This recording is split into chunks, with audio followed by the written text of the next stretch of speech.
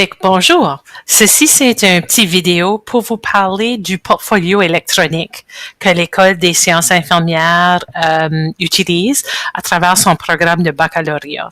Fait que c'est un peu pour vous présenter un petit peu qu'est-ce qu'un portfolio puis pourquoi c'est important. Et il y aura un deuxième vidéo qui vous parlera un petit peu sur comment développer votre portfolio qui va se faire évaluer à 4 reprises pendant votre baccalauréat, soit à la fin de la deuxième, troisième et quatrième année, et dans le cadre du cours Santé 1003. Si vous avez une équivalence pour ce cours, il faudra juste présenter votre portfolio à une des responsables pour qu'elle vous dise si qu'elle juge qu'elle est satisfaisante ou pas.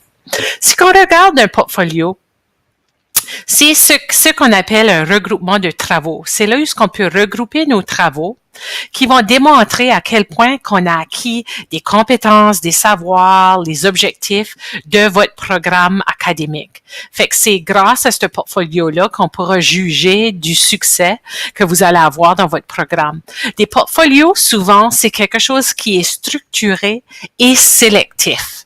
Ça veut dire que on va avoir une certaine structure, comme qu'on va vous montrer, sous forme de rubrique, et on va sélectionner des artefacts, des choses, des objets qu'on va mettre dans notre portfolio.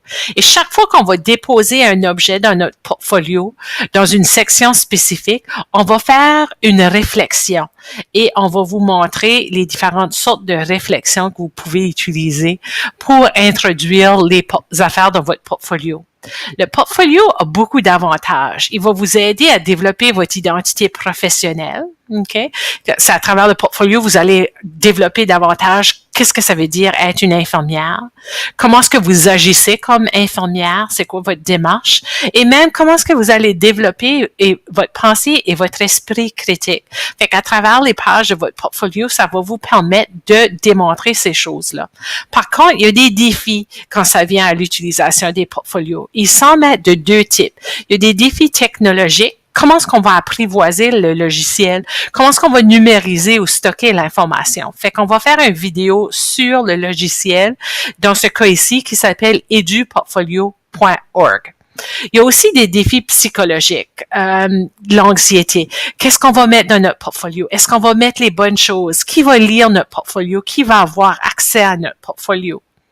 Et je vais vous montrer des fonctions sur votre portfolio pour déterminer qui a accès et qui n'a pas accès. Le portfolio, lui, peut exister en différents types. L'École des sciences infirmières a décidé de faire un portfolio électronique. Mais le type de portfolio dépend vraiment du but visé. Est-ce que notre but est sélectif? Un peu comme le grille-pain, chaque pain va dans un espace différent, ou comme la colonne vertébrale, il y a des vertèbres cervicales, thoraciques, lombaires, fait qu'il y a des sections spécifiques. Et c'est comme ça que notre portfolio va être construit. Il y a des fois des portfolios qui sont non sélectifs, qui est un peu comme un mélange à gâteau ou un panier d'épicerie où ce que tout est mis ensemble sans nécessairement beaucoup de structure. Ça serait plus dans le domaine des arts, peut-être, qu'on verrait un portfolio comme ça. Si on pense à pourquoi est-ce que l'école a choisi un portfolio électronique, ben il y a plusieurs avantages. On peut intégrer différents types de médias, fait que visuel, auditif, c'est beaucoup plus accessible. Si vous allez pour faire une demande de bourse ou un emploi, vous pouvez donner le lien à votre portfolio et la personne peut le regarder.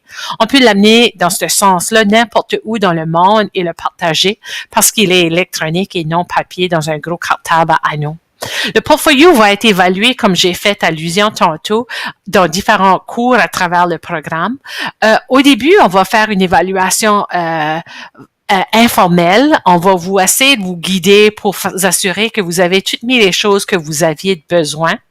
Et on va regarder à la fois le contenant, qui est que toutes les rubriques sont là, les liens fonctionnent, et le contenu. Qu'est-ce que vous dites dans votre portfolio? Est-ce que vous avez fait une réflexion sur les différents artefacts que vous avez mis dans votre portfolio? OK?